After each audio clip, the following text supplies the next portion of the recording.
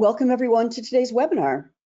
We are excited to be here with you and with Bruce and Dennis from Nucor and BASF. We've got a really exciting presentation for you today because you're going to want to learn about why you are going to want their low carbon materials in your projects and libraries, and we're going to show you how easy it is to add them. But first, we're going to talk a little bit about the context for today's webinar and the process. So the webinar is being recorded. You will get a link to the recording probably tomorrow in a follow-up email. We welcome questions. Please put those in the chat panel. We can answer them along the way in the background. Raphael, who's here with me from Sustainable Minds, our head of customer success, is fielding those. We'll work in questions at the end if we have time, but any questions that you ask that we are not able to field live on the call, we will channel to the right representative to get back to you. We also have a little exit questionnaire. We'd love for you to leave your thoughts in as you go. And also, if you're interested in having someone from Nucor or BASF Neopor follow up with you, you're able to request that there and then. So we're all here because we're really interested in decarbonization. These two manufacturers are deep into it, and they're going to talk to you about how they're doing and what they're doing. And then I'm going to show you how we have added this new capability to the Transparency Catalog, Project Builder, and Library, which is really the natural extension of the catalog that will allow organizations of all types, construction companies, real estate owners, architecture firms, to build your internal knowledge base of preferred materials and products, as well as build projects and project templates so that you can use and reuse knowledge as you learn and create preferences. So the agenda for today is I'm going to set the stage. For those of you who haven't met Sustainable Minds before, I'll tell you a little bit about us, a little bit about the Transparency Catalog. We'll turn things over to Dennis, followed by Bruce, and then I'll do a quick demo to show you Project Builder Library. We'll take some questions, and then we'll be on our merry way. So, for those of you new to Sustainable Minds, we are the only end-to-end product transparency solutions provider for building product manufacturers today. We are a program operator. We convene PCR committees and write PCRs. We deliver LCA and material ingredient disclosure services. We publish EPDs. And very importantly, our perspective is that all of those activities are in service of manufacturers marketing their products, because environmental performance and material health are performance attributes that people are using to make decisions about products. So the Transparency Catalog is really the goal, the place where all of this content lives, so that the industry can find those actually higher performing products with brands they prefer, from brands they prefer, to get them into projects and libraries. And I always like to kind of level set at the beginning to put a finer point on that product transparency is all about product performance. And environmental performance and material health are performance attributes. And people from manufacturing organizations who you talk to about their products need to be as knowledgeable about environmental performance and material health as they are about all the other performance criteria that they need to educate you on to be able to select their products. And so an indication of a manufacturer really making higher performing products is that the people in their company can speak to that and eloquently about what they're actually doing to improve their products. And you're going to hear that today in spades. So this just shows you kind of our end-to-end solution, program operator, and transparency catalog. So what's in the Transparency Catalog? Again, to level set, over 2,000, almost 2,200 manufacturers and industry organizations who have invested in product transparency, either in producing EPDs and or material ingredient disclosures across 28 master format divisions, over 1,300 sections, it's unlikely that there is any kind of building or construction project today where you would not be able to find a manufacturer in any of the master format sections without an EPD or a material disclosure for your project. We have a fantastic data team. We are constantly pulling in data from all the North American program operators. We organize the EPDs so that you can select by type, product specific, industry average, optimized. You're going to see today, we're going to put some focus on the ability to also select products with EPDs by carbon intensity. So you can select type and intensity. We also have APIs from the leading material ingredient disclosure programs. We've recently released some pretty powerful filtering where now you can also select products with material ingredient disclosures by result. So if you just want products with red list free declare labels, that's a single click and you'll see that Nucor has red list free declare labels. We also have introduced new filters for manufacturers who have HPDs. Again, now you're able to screen by HPD results and find products with HPDs that are red list free, because now HPDs screen against the red list. And you'll see that BASF has HPDs to show that their products are red list free. So these two manufacturers really are making fantastic products. We've been excited to see the leading design and construction companies who care the most about high performance building use the catalog just for these reasons, because they can find those very specific materials at those performance thresholds. A little bit about how we do that embodied carbon filtering. We've had a long-standing partnership with the folks at Building Transparency. In fact, we built this API with them when they were just an alpha to make their data, which is pretty sophisticated, to make it understandable by regular people. Because at the end of the day, people are just interested in how carbon intensive is that material, and is it better or worse than something else, and how much better or worse is it than anything else. And so what we've done is taken the comparative results in EC3 and turned them into quintiles. I mean, we literally like sliced up this comparative range. This is the industry range that they calculate, and show you in the interface, the little visual icon here, the relative carbon intensity of that material in that product category. So you don't have to go to EC3 to compare materials. You can actually see that right in the interface when you're evaluating materials.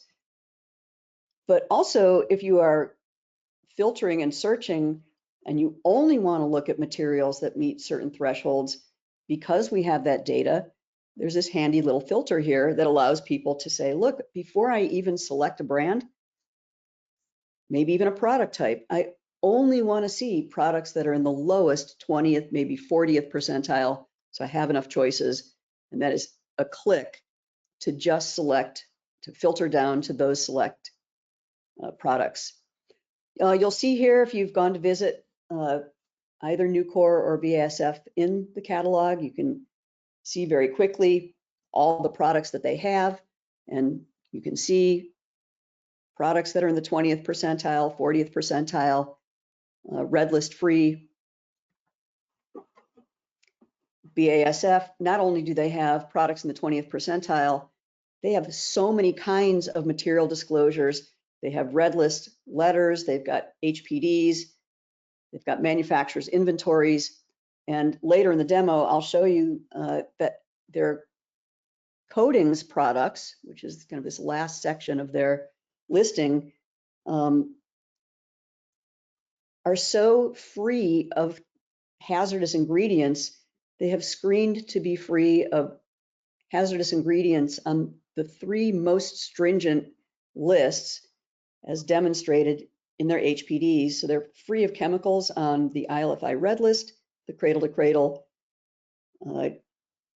hazardous ingredients list, and also the Perkins and Will precautionary list, which means for any product, and in addition to just to an industrial coating product, that is a pretty low risk material. So with all that, now we've added Project Builder to the transparency catalog to provide this collaborative workflow environment to make it possible for all project teams, whether they're knowledgeable about choosing low carbon materials or healthy materials.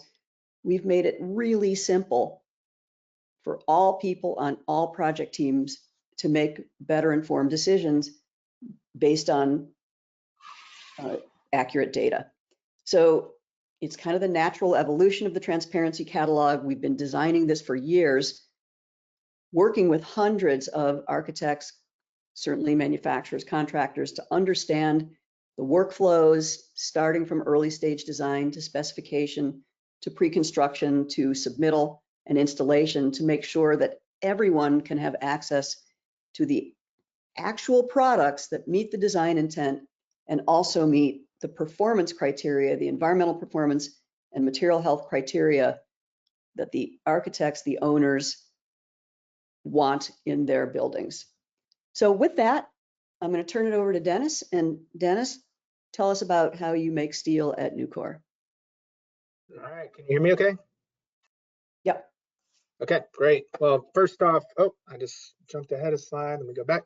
So first off, thank you, Terry. Thank you, Raphael. Thank you, Sustainable Minds, for allowing us to participate in this webinar.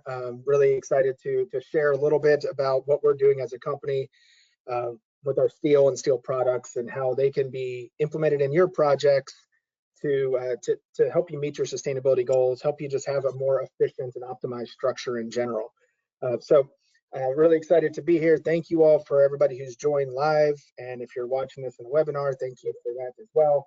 And, this is just going to be a 15 to 20 minute snapshot. If there's ever any other questions that you have, or if you want me or someone on my team to meet with you, to talk about your project, to do a presentation more in depth into how steel is made and the sustainability story that we have, please reach out. There's my email, there's my phone number.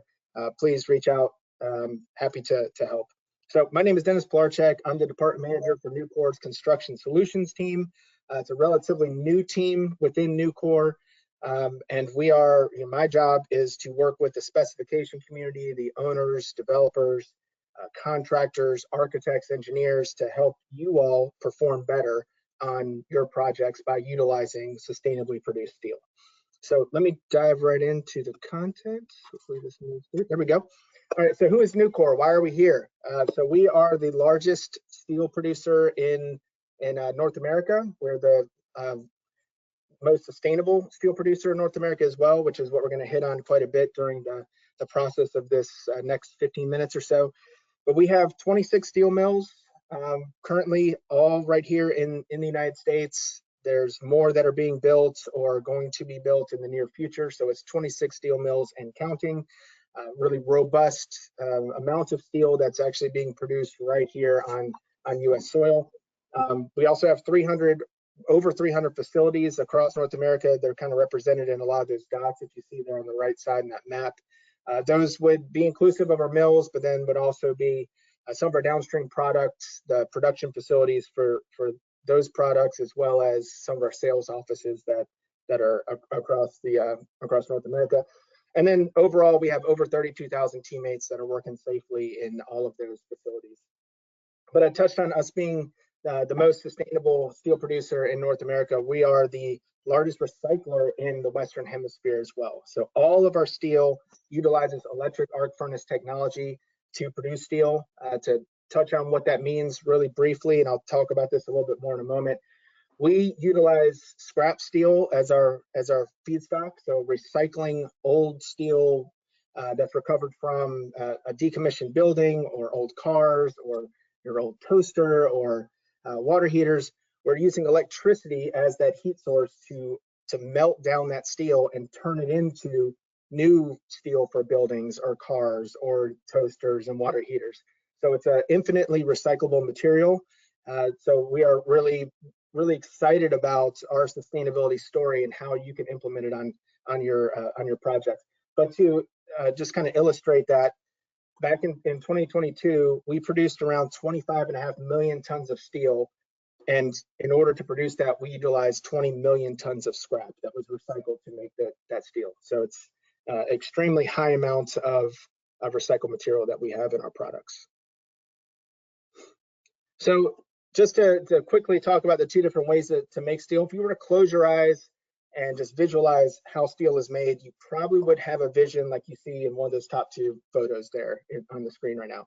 That is how your grandfather's steel was made in Bethlehem, Pennsylvania, and other parts of the world back in the early 19th century, 1900s.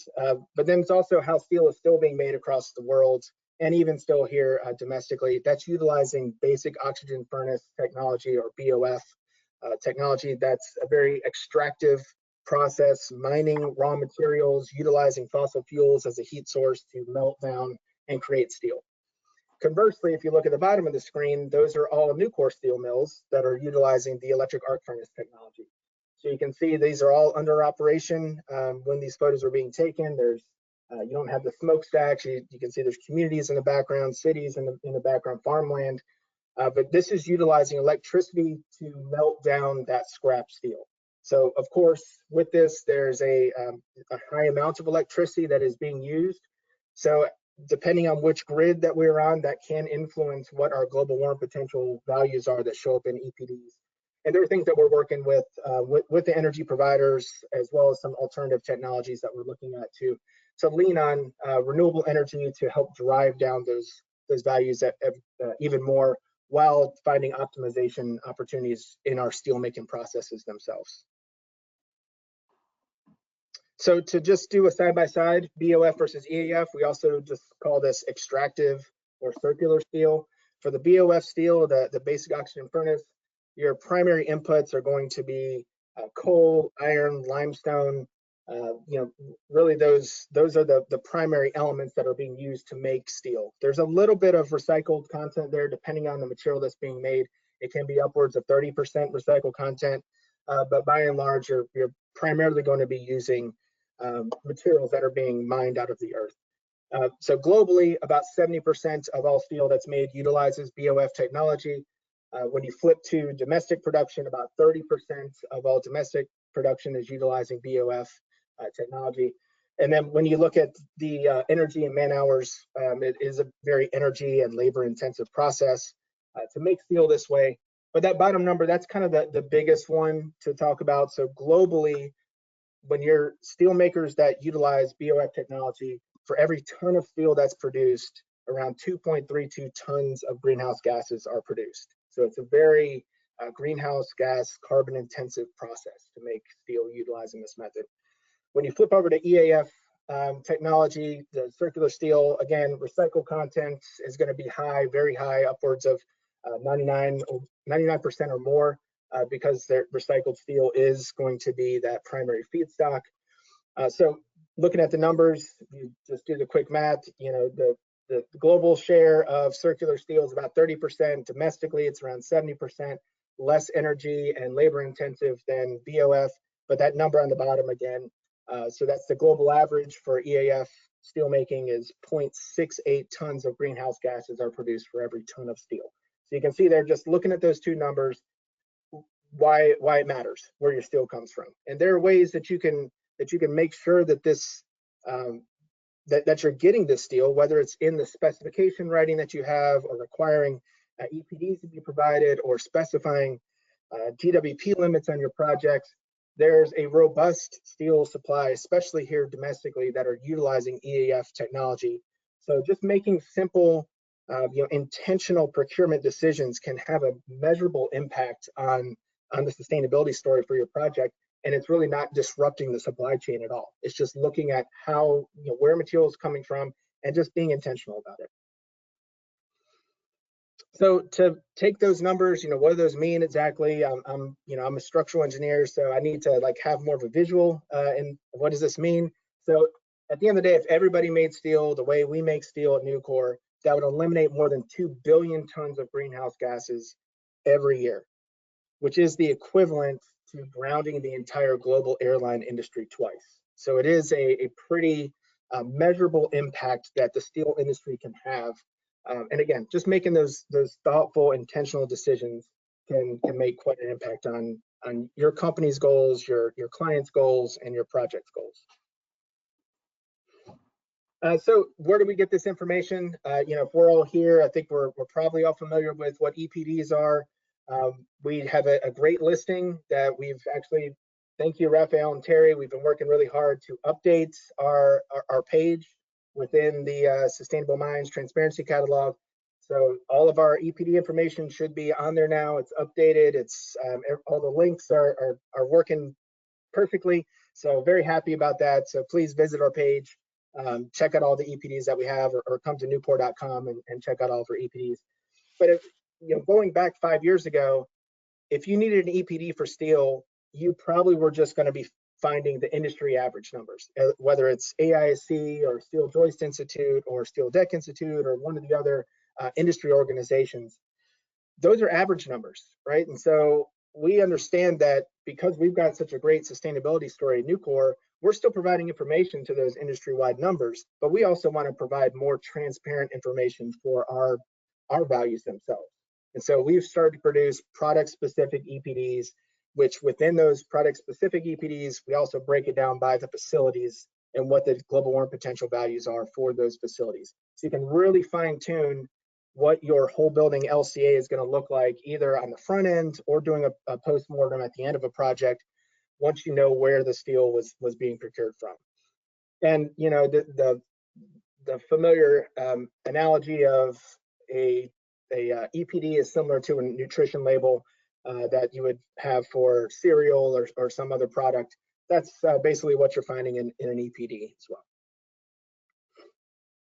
So to show kind of where we are as a company, and we're really excited about this because we believe in our sustainability story. We really feel like we haven't told our sustainability story good enough, and that's why we are investing a lot of time and effort and a full team to increase just not only our EPDs that we have, but just getting out there and doing webinars like this, or working with owners and specifiers to make sure that they understand what's available in the market. So to illustrate this, January 1st, 2021, not that long ago, less than 4 years ago, Nucor had one EPD for one product covering one facility. By the end of this year, we'll have around 30 EPDs covering over 10 products and over 60 facilities. So if you're familiar with the EPD process, it's a lot of data that needs to be compiled. Especially when we're creating new EPDs that maybe there's not a template for how they are being made, for products such as pre-engineered metal buildings or insulated metal panels. These are difficult things for us to pull together, but it's very important for us. And so we are putting the time and effort into increasing the number of EPDs that we have. And this is just going to continue to grow over time. This is the perfect illustration. This was hot off the press just within the last couple of months. We've released new EPDs that have been updated for hollow structural sections, HSS, tubular products. And you can see here, through improvements that we've made through vertical integration of our foundational products, of our sheet products, we're able to actually capture all of the steel that we're making to produce HSS. And now all 5 Nucor facilities are the 5 lowest GWP numbers that are available for products that have EPDs domestically. So you can see our competitors are in gray, industry averages in blue. So again, this is just an illustration of where we are as a company and how we're continuing to push ourselves to do better. So when you're talking about steel, if you think about just, Nucor, what kind of steel do we make? You're probably thinking of wide flange beams or rebar or something like that. Through a lot of our acquisitions that we've made recently, we can supply those products and more. So pre-engineered metal buildings, overhead doors, insulated metal panels, on top of your more traditional elements like steel, wide flange beams or steel plates or rebar or joist and deck. So if you have a project, we would love to work with you to identify all of the opportunities that you have to drive down your global warming potential by utilizing sustainably produced steel. So let's just step through really quickly what our kind of our vertical integration story and the steel that we make. So these are really the 4 foundational steel mill types that we have at Nucor. So sheet steel, plate, beam, and bar. So when I say foundational, sheet steel, the coil that you see there on the left, we would make sheet steel that can go into automotive products and applications, white good applications, but then also would be used for downstream products on the construction side, such as the hollow structural sections, the skin for insulated metal panels, the steel that's used for metal decking through our Volcraft and Verco teams. So it's kind of that foundational element that goes into downstream products. And the same goes for plate, beam, and bar. So to step through what those mean exactly, so you can see here, and I'll just kind of illustrate if we have EPDs available or where we are in the production process for them. So Volcraft, Verco, those are Nucor companies for joist girders, decking, grating. We do have EPDs available there. Just illustrated tubular products a moment ago. We do have EPDs available there. Wide flange, we have the largest size range of wide flange products available domestically, including higher strength steel that can be utilized for applications like trusses or columns to help reduce the amount of actual tons that are needed to support the same amount of load. And so if you're utilizing a product that can remove tons just based on its strength properties, that is eliminating not only the tonnage and the weight that you have, it eliminates some of the cost and also the GWP that would be associated with those tons. Going into plate, we have EPDs available for plates, for bar, angle, and channel. And then if you're familiar with Harris Rebar, it is now, that's a Nucor company. It's now referred to as Nucor Rebar Fabrication, but that is another component of Nucor's product offering, and we do have EPDs available there. Pre-engineered metal buildings, so ABC, Kirby Building Systems, CBC, and Nucor Building Systems, those are the 4 pre-engineered metal building brands that are under the Nucor umbrella. We have EPDs that are going to be produced later this year. We're very excited about that. Those will be the first EPDs that we've produced for those brands. We also are producing EPDs for our Nucor Skyline Foundation products, for fasteners, for nuts and bolts, and that product line as well. And then finally, our racking systems, very excited about this. This is a relatively newer addition to the Nucor family. So for your distribution centers, for your data centers, your hot aisle containment, your cabinets, your just racks that you might need for storing different products, those are all under the Nucor umbrella now as well. So happy to talk to you about that. We're working on EPDs there. We're working on updating our EPDs for insulated metal panels, such as Metal Span and Centria, which are Nucor products, and then overhead and high performance doors through CHI and Rytec.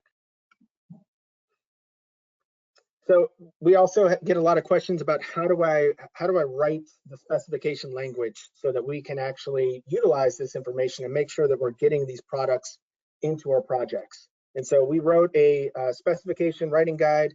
You can scan the QR code there, or you can go to our website and download this guide. We're in the process of updating it now to add more products to it. But this gives you just some sample language if you want to require EPDs, if you want to set GWP thresholds or recycled content thresholds. It's really meant for the specification community, and it's there as a resource for you. To talk through where my team comes in and how we can work together. Recently, there was a distribution center in the Midwest. It's a multi-story distribution center, rooftop parking, very heavy structure. We worked with the structural engineering team to try to optimize the framing on it. This particular engineering firm, they were planning to do an LCA, a whole building LCA in this project. So we utilized our high strength steel that are referred to earlier, wide flange products that we branded under the name AOS. Through utilizing AOS, we found about a little bit over 1,100 tons could be used on this project. That saved 165 tons of steel on the job and totaled a savings of 183 kilograms of CO2. So just by making more thoughtful design decisions, working hand in hand with the material supplier, we're able to find these really great reduction capabilities for this project. So just to hammer that home a little bit more, we work together on project studies. We're seeing a sample high-rise building here, but we can look at hospitals or data centers or semiconductor facilities, whatever you're really working on. We can look at different bay configurations. We can look at different materials. My team's a bunch of structural engineers, so we kind of are able to wear that hat while leveraging the products that we make at Nucor. And you can see here, this is just a sample study where we compared post-tension concrete to structural steel. You can see the reductions that we found, and then taking it a step further and saying if all of the steel was produced by Nucor, this is where your further reductions would go. So you can see just by working together, call me. I got my email there, I got my phone number, send me a text, send me an email. You'll get me. Let's work together, figure out a way that we can really push the limits on what you're trying to achieve on your project. And then on the procurement side, since we are a steel producer, working early, we can get some of that visibility to when you need your material to be delivered and understand what our rolling schedules look like, what products are being produced domestically, what might need to be imported. You're just kind of trying to make those early decisions so that you're more informed when you're either working on just your typical project or ones that have sustainability goals. We're going to get you there regardless, because our product is just sustainable the way we make it across the board, whether you're intending it to be or not. And then finally, we have established goals. So we're the first steel maker in North America with net zero science-based greenhouse gas targets for 2050. That includes scopes 1, 2, and 3. You can read here. I'm not going to read through this of what we're doing, but lots of exciting things that we've got going on, whether that's renewable energy or looking at things like carbon capture, carbon sequestration, things like nuclear fission, nuclear fusion to provide energy to produce our steel that is maybe pulling ourselves off of the grid a little bit or complementing some of the electricity that we're getting off of the grid. So with that, I covered a lot of information. Thank you all. Reach out if you ever have any questions. Happy to be here. I am a resource for you. So thanks again. I'll turn it back over to you, Terry. Thank you, Dennis. That was really, really interesting. And this is the second time I've seen you give that presentation. There's so much information there, and you guys are really doing great work. I couldn't think of a more interesting follow-on to that presentation. So over to you, Bruce, to tell us about BASF and Neopor. Great. Yep. Thanks, Terry, for the introduction there. And it's as well as the opportunity to speak today about a product that we're really proud of here at BASF Neopor, which is really a sustainable leader in the insulation market. And it's also a pleasure to co-present here with Dennis from Nucor and really speak about low carbon construction materials and how companies like Nucor, which you just heard about, and BASF are really leading the way in providing transparent and science-based solutions to the building construction market sector. So have a lot to cover here, so let's jump right in. The focus, as you see here, of my presentation will be on our industry-leading Neopor insulation system and how Neopor is really enabling architects, specifiers, and building owners to decarbonize the built environment. So a little bit of introduction on myself here. I've been working for BASF for over 29 years. I currently lead our North American Applied Sustainability team. I'm a chemical engineering graduate from Villanova University and have worked in engineering operations and currently reside in our environmental health and safety group. I'm a certified life cycle assessment practitioner, a certified life cycle executive through the American Center for Life Cycle Assessment.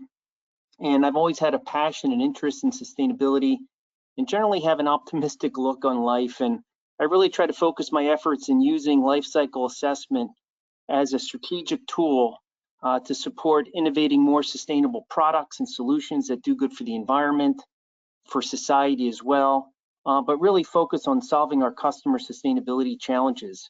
I also like to connect my fellow employees' activities and decisions to sustainability and help them understand how they can, and even in their small way, support positive change.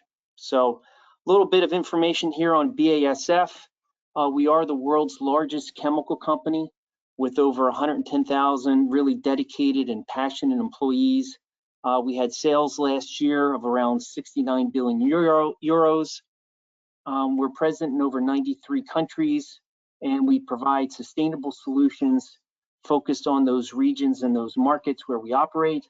But more specifically, we're really focused on our customer needs and really these immense sustainability challenges we face as a society, whether it's climate change or resource scarcity. Now, we've grouped all of our 11 operating divisions really into 6 segments, which really help us to steer our business closest to our markets and our specific requirements of our customers. Now, we're a key player in many industries such as automotive, construction, electronics, and the agricultural industries. We've been around since 1865, so we're quite a sustainable company. And at the core of what we do is around our Verbund manufacturing sites. And at these sites, our production plants, energy flows, material flows, logistics are really highly integrated, leading us to have efficiencies in energy and resource consumptions. And really those benefits are what we can pass along to our customers, and they're really embedded into our solutions. So sustainability, as I mentioned, has always been a strategic pillar and a key area of focus for BASF. Its importance is really as critical today as it was when we were founded. And you can see here on our new corporate strategy, our ambition is to be the preferred chemical company to enable our customers' green transformation. We want to inspire our customers to make us their partner of choice and to be their trusted partner in helping them meet their sustainability targets, goals, and challenges. Now, our products and processes like Neopor, which I'll be talking about today, really allow our customers to innovate and transform their business models towards lower CO2 and greater circularity. So our ambition really is to go beyond just making BASF green or sustainable, but we also want to enable our customers to transform themselves into greater sustainability and become green themselves.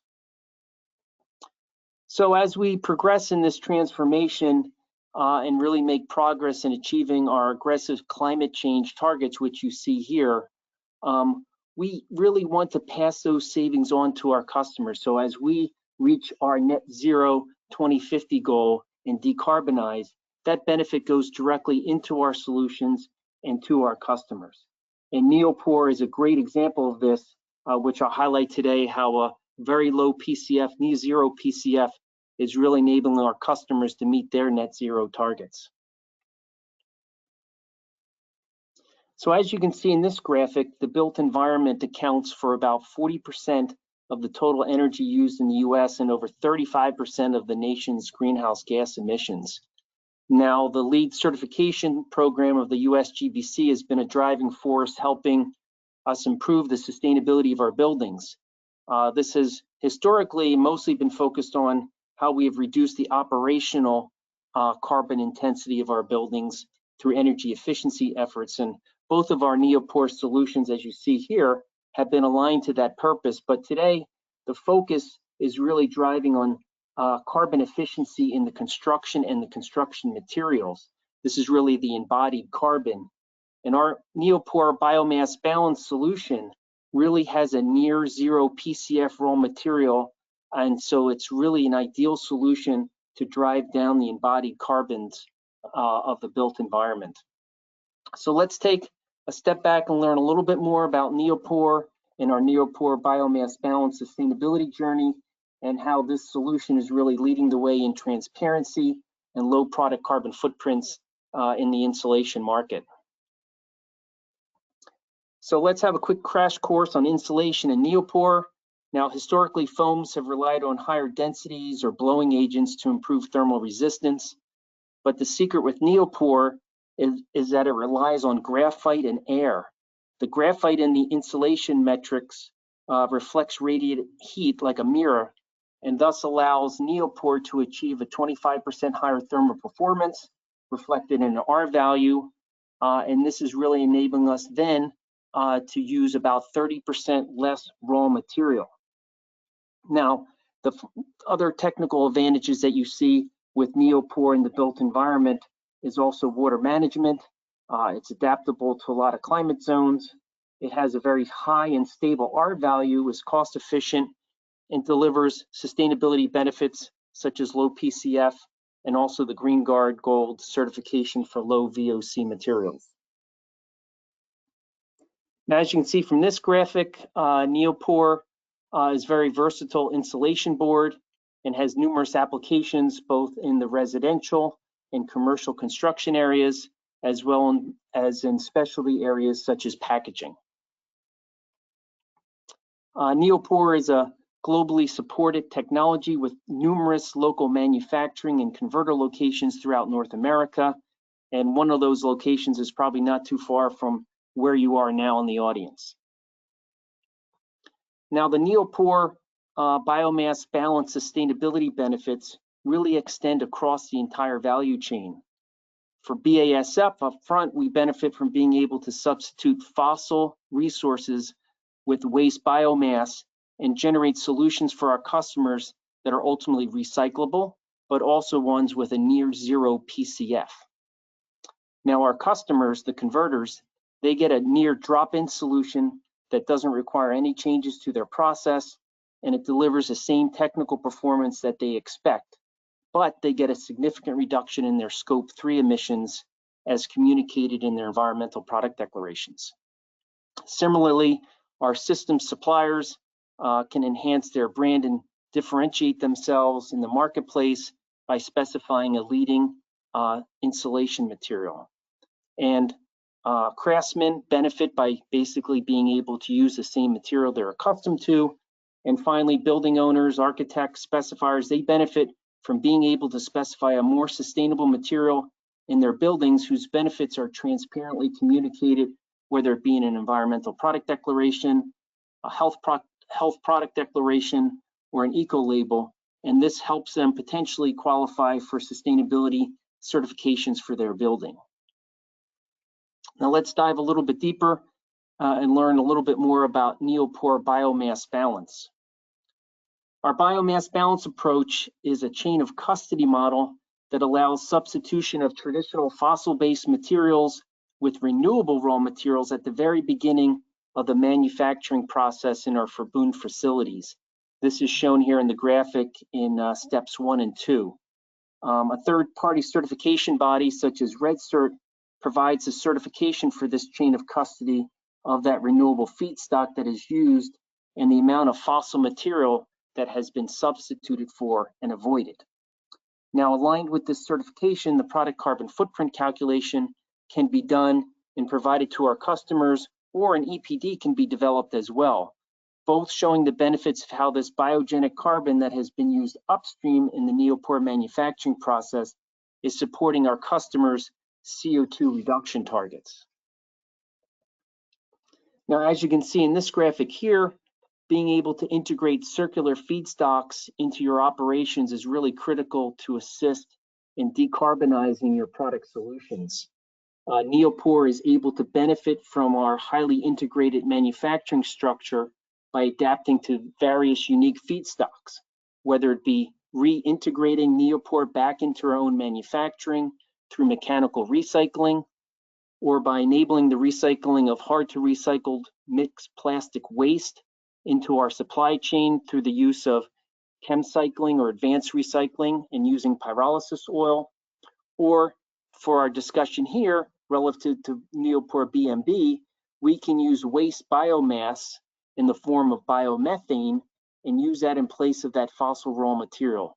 Now, all of these methods are really delivering unique sustainability benefits for ourselves, our product, but also for our customers who are downstream.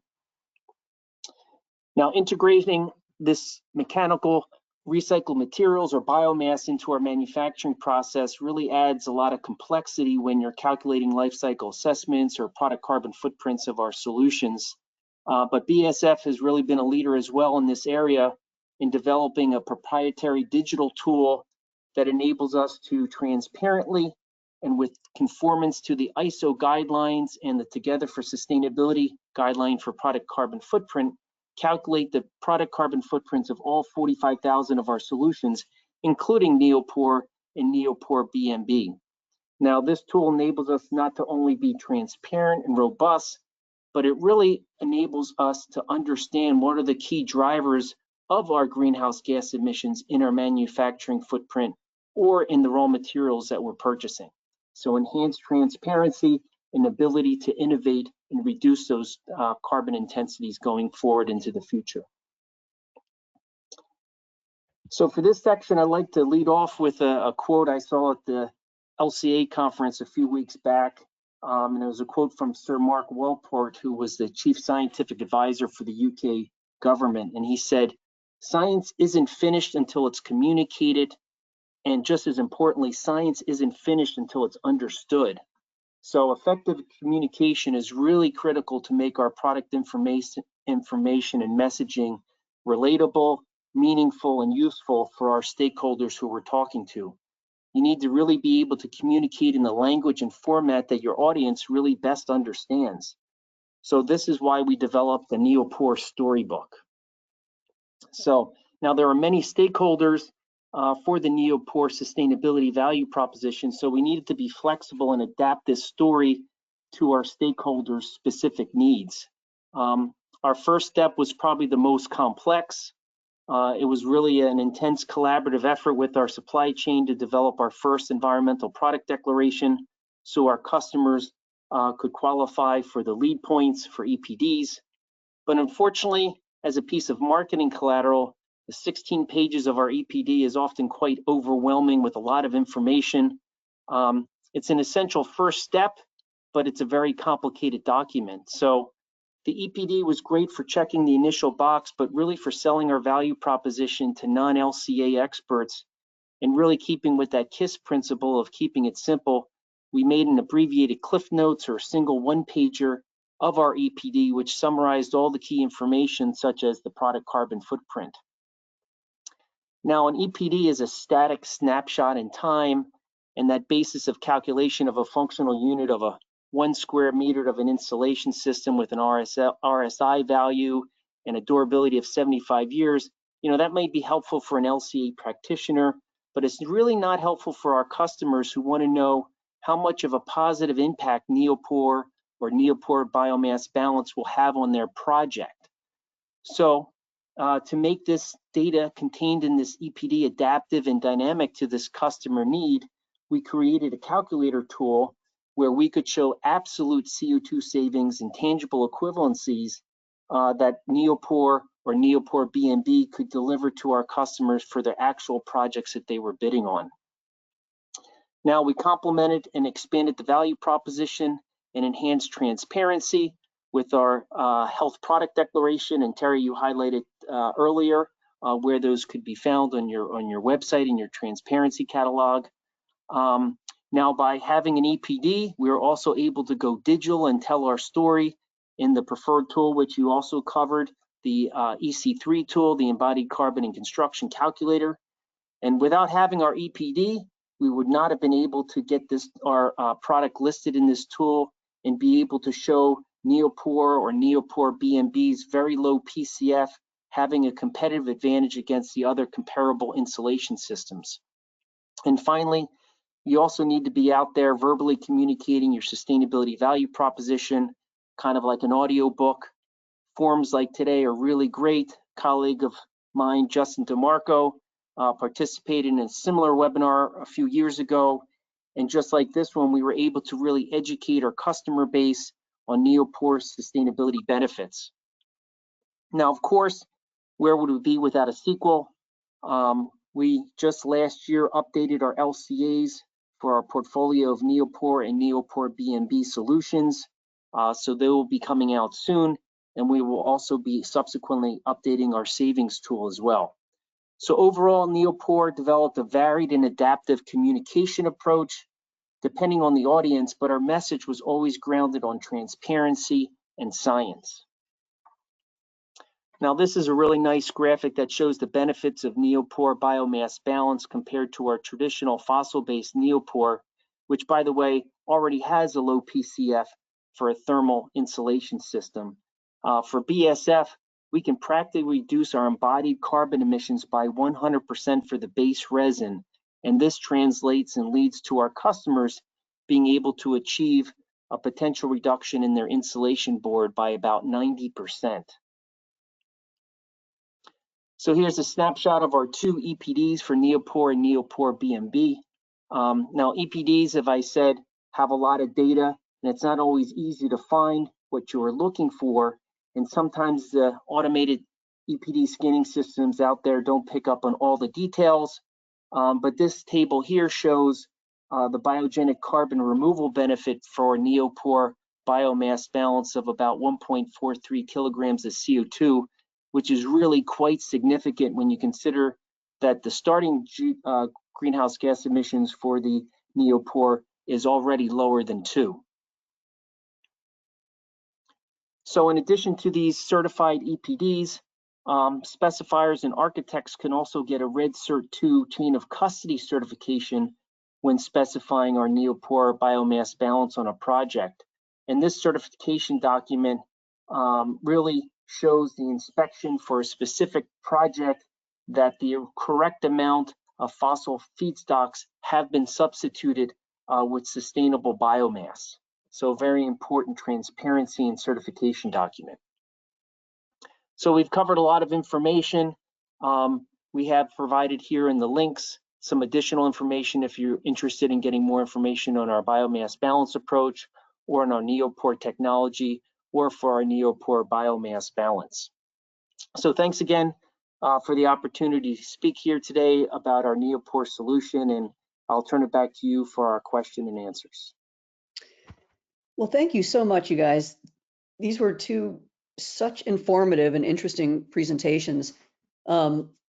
We will include the links to the additional resources in the follow-up email, because there was a question about where could somebody learn about your mass balance, your biomass balance methodology. So that person will send you the link so you can read about that.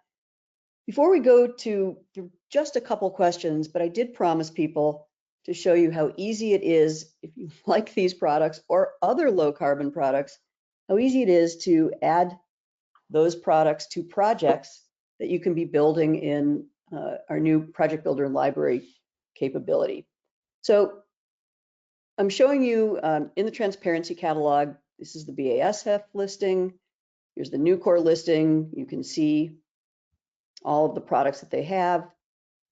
These link to the pages on their website. You can see the carbon intensity. You can see the material ingredient disclosure. Here on BASF, I mentioned that due to the way they make their products, you can see that there's really no hazardous chemicals in these performance coatings, which really is practically unheard of. So I want to go over here and show you Project Builder Library. So I've logged into my we'll log into my Project Builder Library account.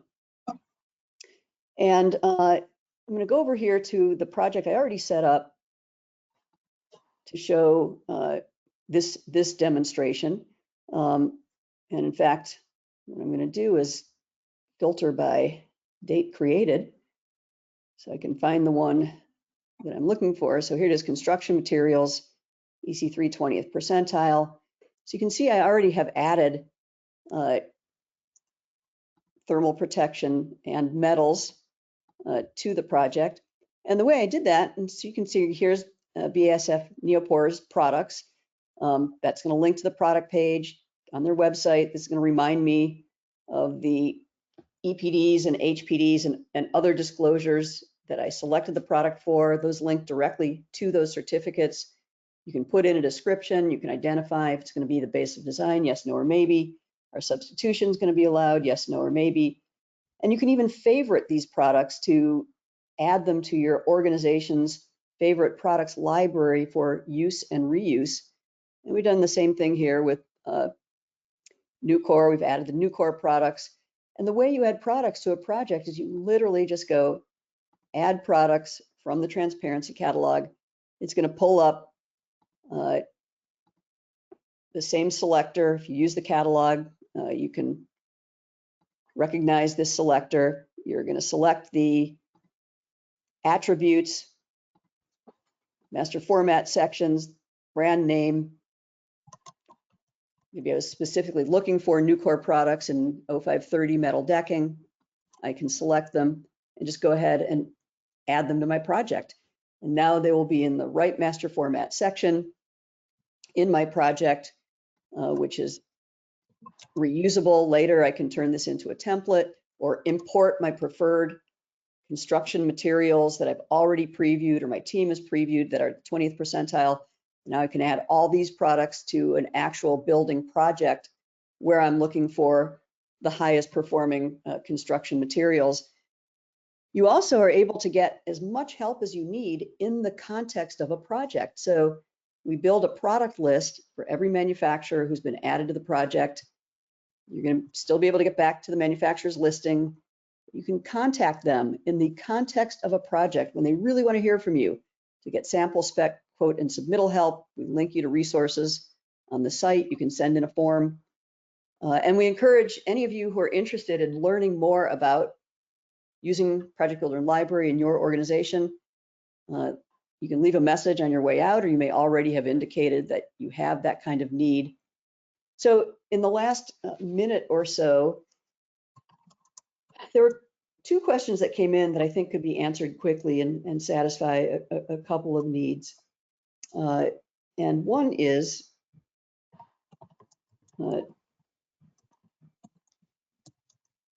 sorry, looking in the wrong place. To you, Dennis, for the pre-engineered metal buildings, how are your 2024 coming soon EPDs getting calculated? Are they the entire building or just the frame? That's a great question. Yeah, so it is all of the components that we would be producing that would go into it. So the frame, as well as you know, the more other elements that might be going into it, you know, the connectors and that sort of thing. So we're yeah, we're excited about this because it's difficult to put together one of these EPDs, just because it's not quite as straightforward as a you know, an individual product. So yes, it is going to primarily be the frame because that's what we're producing. But if there's any other elements that are also within our scope, then we'll include that as well.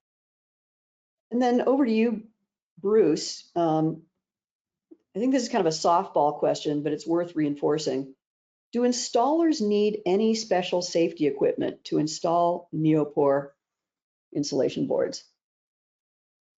I don't think really much. I mean, obviously, you know, we have probably the correct personal protective equipment to wear when you're installing it, but no, I think handling is very easy. It's not a fibrous material like others, so there's no fibers or itching.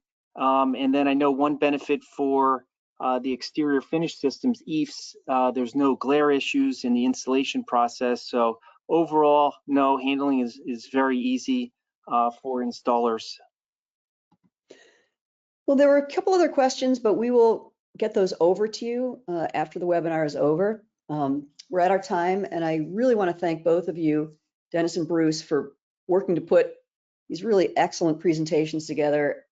I learned a lot. I'm sure everybody else did too.